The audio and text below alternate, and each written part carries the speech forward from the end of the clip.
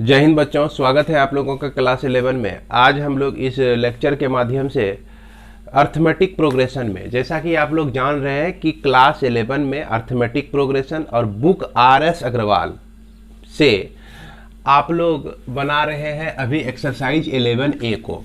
तो 11A में हम लोग पिछले वीडियो के माध्यम से क्वेश्चन नंबर 21 तक सॉल्व कर चुके थे। अब हम आगे बढ़ते हैं और इस लेक्चर के माध्यम से हम लोग 22 और उसके बाद के सारे प्रॉब्लम को देखेंगे।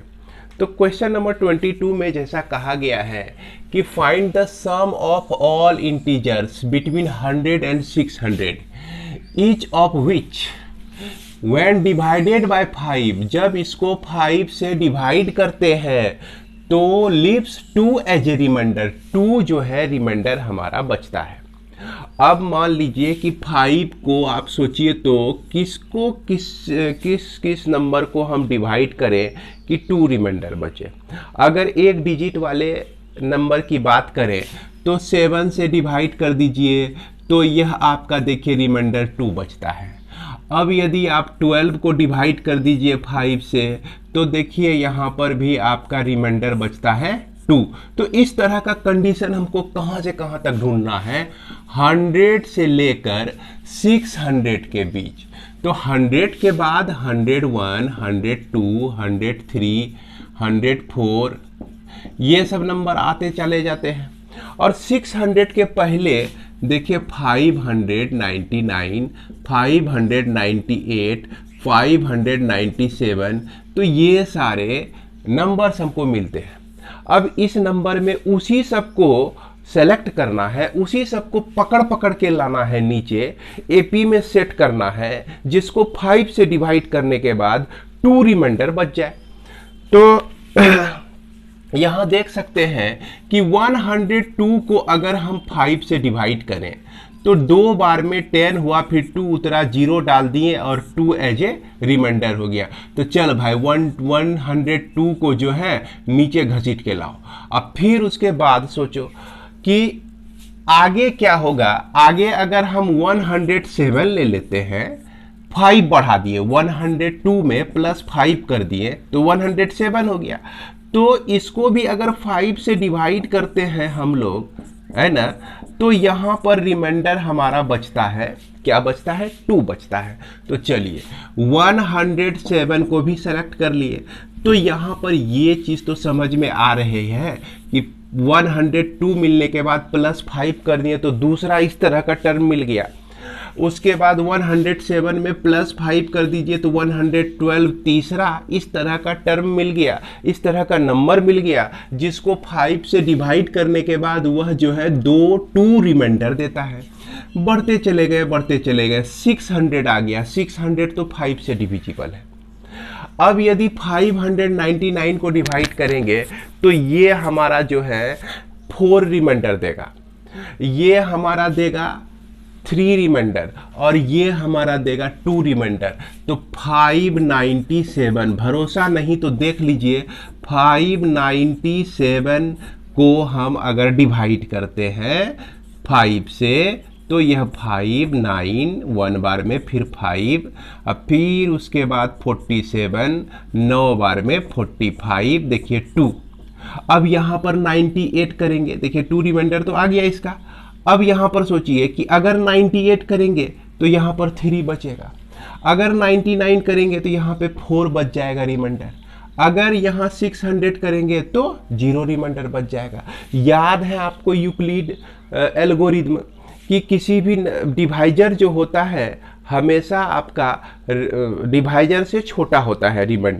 रिमाइंडर जो होता है हमेशा डिवाइजर से छोटा होता है, डिवाइजर के बराबर नहीं हो सकता है। तो लास्ट टर्म आपका 597 आ गया। अब तो आप इसका निकाल ही सकते हैं सम। तो 102 हो गया, कॉमन डिफरेंस हो गया 5, और n कितना है ये हमको निकालना है। तो n निकालने के लिए हमारे पास tn लास्ट टर्म है 597 है। तो tn को हम a plus n minus 1 into d equal to 597 लिख सकते हैं। a का वैल्यू है 102 plus n minus 1 into 5 equal to 597। अब n minus 1 into 5 equal to 597 में 102 को माइनस कर दिए तो यहाँ 5 बच जाता है, यहाँ पर 9 बचता है और यहाँ पर आपका 4 बचता है। n माइनस 1 को हम 495/5, तो यह 45 और फिर 99 40, ये आपका जो है 99 टाइम्स में कट जाएगा तो n इक्वल टू निकल जाएगा 99 प्लस 1 इक्वल टू 100। तो ये आपका निकल गया 100। अब ये Tn निकल गया यानी कि n भी निकल गया। अब हमको सम निकालना है तो Sn equal to n/2 a plus l होता है। n का वैल्यू 100/2 और a वैल्यू जो है 102 है। l जो है लास्ट टर्म 597 है। दोनों को ऐड कर दीजिए, यहाँ 50 टाइम्स में यह कट जाता है तो यह 50 इंटू 9 प्लस 2 9, 7 प्लस 2 9 माफ करेंगे, फिर हो गया 9 699। अब इसको यदि मल्टीप्लाई करते हैं हम लोग तो मल्टीप्लाई करने के बाद हमको मिलता है 34,950। यही हमारा क्या हो जाएगा, आंसर हो जाएगा। तो बड़ी इजी प्रॉब्लम था बच्चों, कोई बहुत हार्ड प्रॉब्लम नहीं था। इसके बाद हम लोग देखते हैं क्वेश्चन नंबर 23 में आपका क्या कह रहा है कि the sum of first 7 term of an AP. इसे चाहे तो आप स्क्रीनशॉट रख सकते हैं। इसके बाद कह रहा है 23 में the sum of first 7 term of an AP is 10 दिया गया है पहले 7 टर्म का। उसके बाद at the next that of next 7 term is 17, find the AP. तो यहाँ पर आपको एपी निकालना है। तो इसको हम लोग किस तरह से निकालेंगे, ध्यान देंगे। इधर कहता है कि एपी का 7 टर्म, एपी का जो टर्म होता है ये सॉल्यूशन आपका है 23 का। एपी के 7 टर्म का सम T2, T3, T4, T5, T6 और T7। तो यानी कि ये S7 हो गया। 7 टर्म का सम जो है S7 के बराबर, और ये आपको दिया गया है 7। कितना दिया गया है, sum of first 7 term of AP equal to 10, माफ करेंगे 10 दिया गया है। इसके बाद कहता है कि नेक्स्ट 7 टर्म का सम 17 है। तो नेक्स्ट 7 टर्म कौन कौन सा हो गया, T8, T9, T10 और इस तरह से ये आपका T14 इक्वल टू यह आपका दिया गया है 17 दिया गया है। तो इसमें से आपको क्या निकालना है कि इसका एपी क्या है। एपी क्या है, तो हम देख रहे हैं कि ये जो पहला दिया गया है इसको इक्वेशन 1 मान लीजिए। और दूसरे में क्या करते हैं हम लोग, चूंकि ये जो है आपका ना तो S14 लिखा सकता है ना तो S8, कुछ नहीं लिख सकते हैं, S के फॉर्म में इसको लिख ही नहीं सकते हैं। तो ऐसा करते हैं कि ऐड कर देते हैं S7 ऑन बोथ साइड्स, दोनों साइड्स हम S7 ऐड कर देते हैं। तो S7 ऐड हो गया तो T8 प्लस T9 और इस तरह से ये आपका T14 तक, और यहाँ पर राइट साइड में 17 और S7 का वैल्यू 10 है। तो S7 जो लिखेंगे ना इसके जगह पे हम क्या करते हैं 10 लिख देते हैं, जो कि आपका 27 के बराबर हो जाएगा। अब इसको ध्यान से देखिए, ये S7 जो है आपको क्या दे रहा है, T1 plus T2 plus T3 अब plus T4 plus T5 plus T6 अब प्लस T7 अब प्लस T8 से देखिए यहाँ पे शुरू हो गया T8 T9 और इस तरह से यह T आपका 14 तक चला गया। इसके बाद यह जो है कितना है 27 के बराबर है। अब तो आप इसको T1 से जब शुरू हो रहा है तो इसको तो आप लिख सकते हैं ना S14 लिख सकते हैं। S14 इक्वल टू 27 हो गया। तो इस तरह से हमारे पास दो चीज मिल गया, S7 जो है 10 है और S14 जो है 27।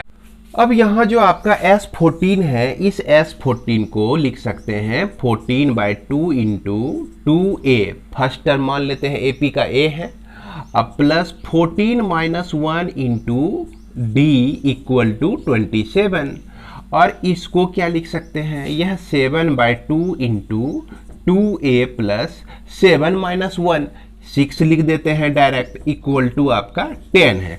और यहाँ भी 14 - 1, ये आपका क्या हो जाएगा, 13 हो जाएगा। अब यहाँ पर देख रहे हैं कि 7 टाइम्स में ये कट जाता है, 7 2 जा 14a plus 13 7 91 91d equal to 27, ये इक्वेशन नंबर 1। और यहाँ पर 2 अगर कॉमन लेते हैं तो 7 इंटू a प्लस 3d, अब तो ये आप लोग समझ ही गए होंगे। अब ये छोटे मोटे स्टेप को जो मैं तड़प रहा हूँ, फांद रहा हूँ, तो इसमें संभवतः आपको दिक्कत नहीं हो रही होगी। तो अब यहाँ पर हो गया आपका 7a plus 21d equal to 10, ये इक्वेशन नंबर 3 और ये इक्वेशन नंबर 2, चूंकि यहाँ पर 1 को हम ले चुके हैं। अब इस दोनों को सॉल्व करते हैं तो ये आपका आता है 7a plus 21d equal to 10, अब 14a plus 91d equal to 27। अब इसको तो आप सॉल्व कर ही लेंगे बच्चों, ये आपके लिए मैं छोड़ रहा हूँ, आपके लिए है यह। और इसको जब सॉल्व कीजिएगा तो संभवतः d का जो वैल्यू है 1/7 आ जाएगा और a का जो वैल्यू है वह 1 आ जाएगा, इसलिए AP जो हो जाएगा आपका 1 हो जाएगा, 1 + 1/7 हो जाएगा और 1 + 2/7 हो जाएगा, और उसके बाद 1 + 3/7 हो जाएगा। इसी तरह से लिखते चले जाएंगे, ये 1 1 एंड 1/7, अगला टर्म 1 एंड 2/7, अगला टर्म 1 होल 3/7। तो इस तरह से हमको AP मिल जाता है। इसके बाद हम लोग आगे बढ़ेंगे, क्वेश्चन नंबर 24 देखेंगे। तो 24 में देखिए क्या कह रहा है कि if the sum of n term of an AP is, sum of n term of AP दिया गया है जो कि 3n² plus 5n and its mth term is 164, इसका mth टर्म जो है 164 दिया गया है। तो चलिए पहले साफ कर लेते हैं।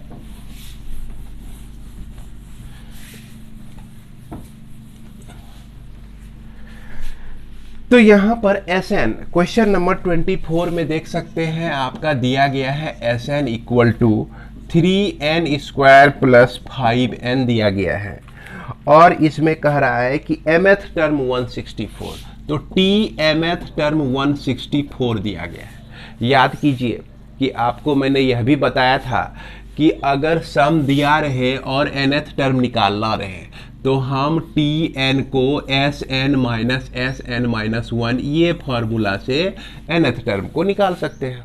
तो यहाँ तो हमको क्या निकालना है, mth टर्म निकालना है। कौन सा mth टर्म, तो यही mth टर्म हमारा क्या हो जाएगा, Sm माइनस Sm माइनस 1, ये हो गया Tm। अब Sm का वैल्यू 3m का स्क्वायर प्लस 5m, यहाँ पर n के जगह पर हम क्या रख देते हैं, m रख देते हैं, माइनस।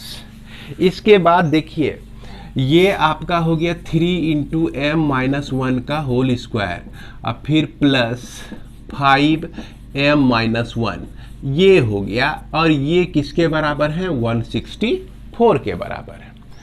अब इसको सॉल्व कर देना है हम लोग को। इसको सॉल्व करने के लिए सॉल्व करते हैं, 3m का स्क्वायर प्लस 5m माइनस ये आपका 3m का स्क्वायर, m माइनस 1 का होल स्क्वायर है, तो m स्क्वायर प्लस 1 अब माइनस 2m यानी 6m, अब फिर यह 5m, अब फिर यहाँ माइनस 5 इक्वल टू 164। इसको सॉल्व करके देखिए यही आएगा आपका। ये 3 × हमारा 1 है, यानी कि यहाँ पर 3 ही हो जाएगा। अब इसको क्या लिख सकते हैं हम लोग,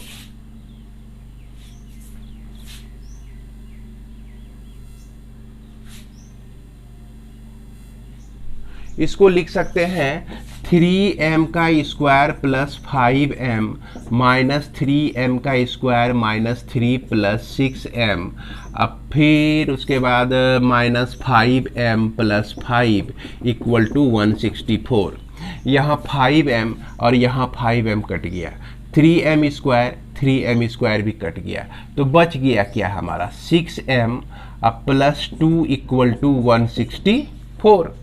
6m प्लस 2 इक्वल टू 164, तो 6m equal to 164 minus 2 equal to 162, therefore m equal to 162/6।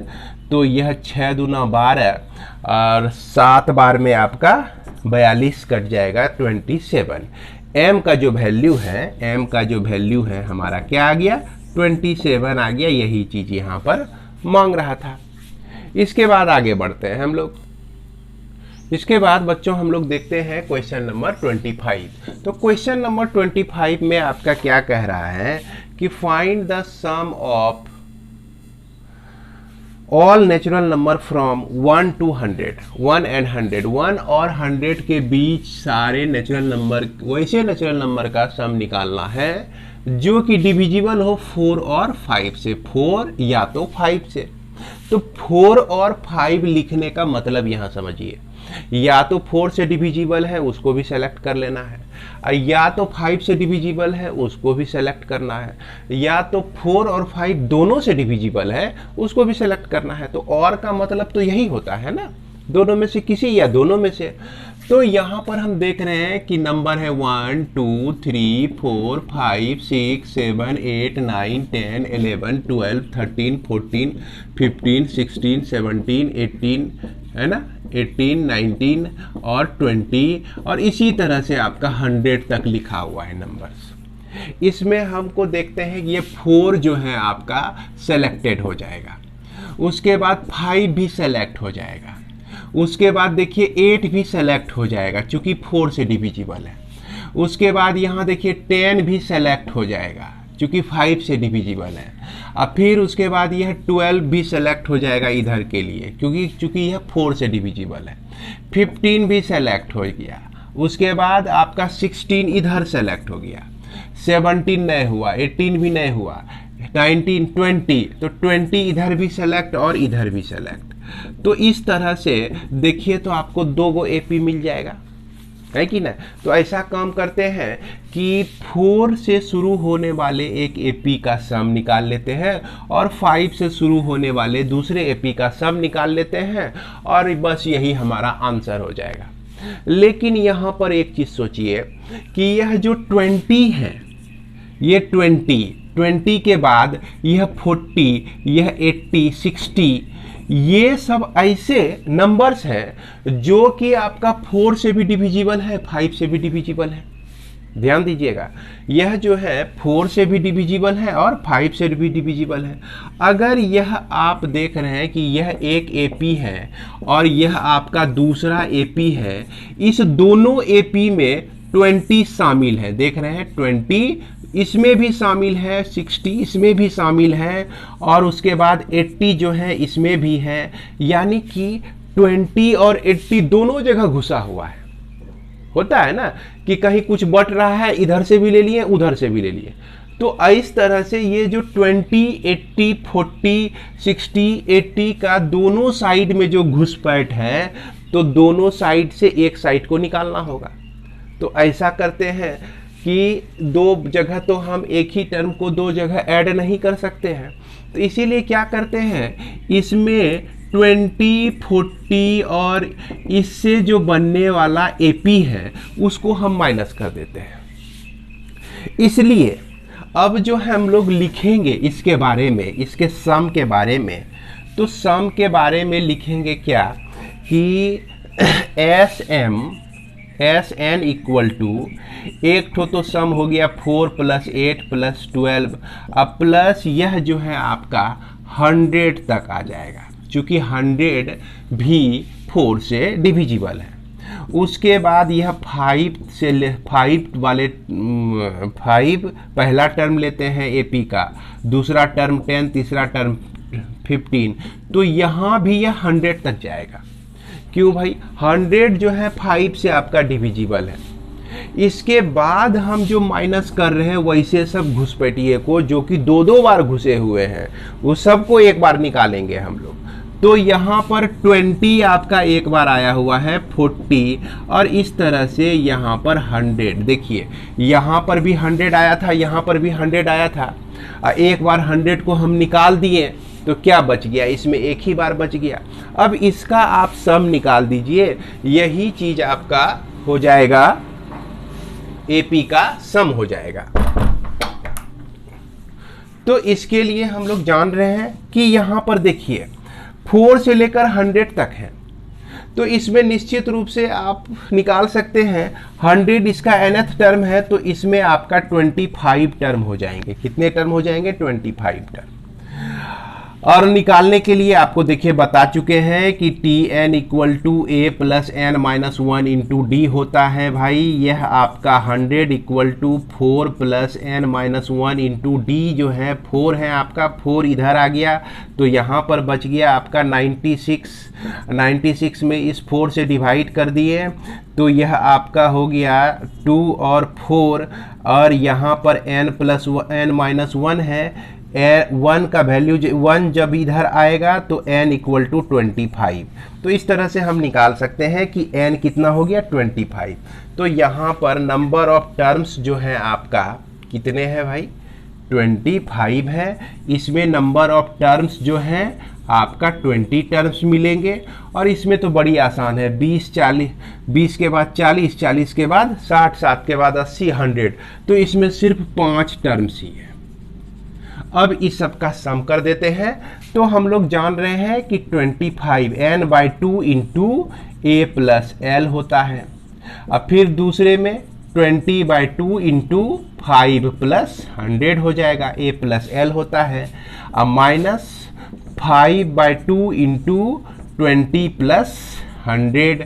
तो इस तरह से इसको दोनों को ऐड करके उसको माइनस कर दीजिए। तो ये आपका हो गया 25 इंटू 104 को डिवाइड करेंगे 2 से तो यह हो जाएगा आपका 52 हो जाएगा। अब फिर यहाँ 10 हो गया और 10 इंटू 105 हो गया। अब माइनस यहाँ 120 तो 5 इंटू 60, इसको जब सॉल्व कीजिएगा ना आप तो यह आपका मिल जाएगा 25 दूना 50 संभवतः 1300। और उसके बाद यह हो जाएगा आपका 1050 अब माइनस यह 300 इक्वल टू आपका हो जाएगा 2050। तो मैं उम्मीद करता हूं कि आप लोग यह समझ गए होंगे, इसको समझने में आपको दिक्कत नहीं हुई होगी। इसके बाद हम लोग क्वेश्चन नंबर 26 को देखेंगे। 26 में आप देख सकते हैं, बुक तो निकाल के रखे ही होंगे, बुक में देखिए 26 क्या कह रहा है। तो 26 में जो है आपका सम ऑफ n टर्म्स दिया गया है, सम ऑफ n टर्म्स दिया गया है। और ये जो सम ऑफ n टर्म्स है क्या है आपका, Sn 26 में Sn equal to np plus 1/2n n minus 1 into q दिया गया है और कह रहा है कि p और q आपका कांस्टेंट है। Then find the common difference. अरे कॉमन डिफरेंस निकालना है तो बड़ी आसान है, हम लोग क्या करते हैं S1 निकाल लेते हैं। तो 1 इंटू पी अब plus 1/2 into 1 into 1 minus 1 into Q. तो देखिए ये टर्म तो आपका 0 हो जाएगा, तो यहाँ पर बच गया p। S1 equal to P, यानी कि यह T1 यानी कि फर्स्ट टर्म आपका निकल गया। क्या निकल गया, P निकल गया। S2 निकालने का मतलब हुआ कि 2 टर्म का सम, तो 2p plus 1/2 2 into 2 minus 1 into Q. तो यह 2p हो गया, 2 यहाँ खत्म हो गया, अब प्लस क्या बच गया, q बच गया। तो यह जो है आपका T1 प्लस T2 है। तो T2 निकालने के लिए हम क्या करेंगे, 2p plus q minus T1 कर देंगे। और T1 हमारा है p, तो यहाँ पे रख देते हैं p। तो इस तरह से हमको मिल गया p प्लस q मिल गया। अब कॉमन डिफरेंस निकालने का फॉर्मूला है T2 माइनस T1। T1 जो है हमारा, T2 जो है P प्लस Q है, और T1 जो है हमारा, देखिए क्या है भाई, P है, P है, यह कैपिटल P संभवतः लिखा हुआ है। अब P खत्म हो गया तो क्या बच गया, Q। तो इसलिए कॉमन डिफरेंस जो है हमारा Q हो गया। आप इस तरह से भी बना सकते हैं, क्योंकि यहाँ पर इसमें कहा गया है कि यह जो सीरीज दिया, यह जो प्रोग्रेशन दिया गया है ऑलरेडी AP में है। तो AP में है तो सेकेंड टर्म और फर्स्ट टर्म का जो डिफरेंस होगा वो आपका nth टर्म और n-1th टर्म का भी डिफरेंस के बराबर होगा, क्योंकि OAP तो ऑलरेडी बोला हुआ है। तो इसलिए आप यह भी बना देंगे तो यह गलत नहीं माना जाएगा, है ना। इस तरह से ही बनाइए। इसके बाद देखिए 27 में कहता है क्या कि if Sm equal to m square p and Sn equal to n square p where m और n नॉट इक्वल, m और n जो है आपका इक्वल नहीं है, तो आपको क्या निकालना है, इसमें निकालना है कि prove that Sp equal to PQ। तो यह Sm जो है दिया गया है m स्क्वायर p, और यहाँ Sn जो है यह दिया गया है n स्क्वायर p दिया गया है, और इसमें कह रहा है कि m जो है n के बराबर नहीं है। अब यहाँ पे कह रहा है कि आप ऐसा मत सोचिए कि यह जो है आपका m और n दोनों बराबर है, दोनों अलग अलग है। तो दोनों अलग अलग कंडीशन में है, तो इसका मतलब इस किसी एक को लेकर हम आगे बढ़े, या इसको लेकर या इसको लेकर आगे बढ़े, है ना। तो चलिए इसी को लेके हम लोग आगे बढ़ते हैं। तो जैसा कि हम लोग जान रहे हैं कि Sm दिया गया है, तो यहाँ से हम लोग Tn अगर निकालना चाहें तो Sm माइनस 1 लिख सकते हैं। अब यदि आप Tm निकालिएगा तो यह आपका हो गया m square p minus m minus 1 square p हो गया। इसको सॉल्व करते हैं तो m square p minus m square p minus p अब प्लस देखिए 2mp आ जाएगा, ध्यान देंगे 2mp आ जाएगा। ये दोनों आपका कट गया। कटने के बाद आपके पास बच गया p इंटू 2m माइनस 1, ये आपका nth टर्म बच गया। Tn जो है इतना मिल गया। अब Tn मिल गया तो इसलिए T1 हमारा क्या हो गया, यहाँ से m के जगह पे हम क्या रख सकते हैं,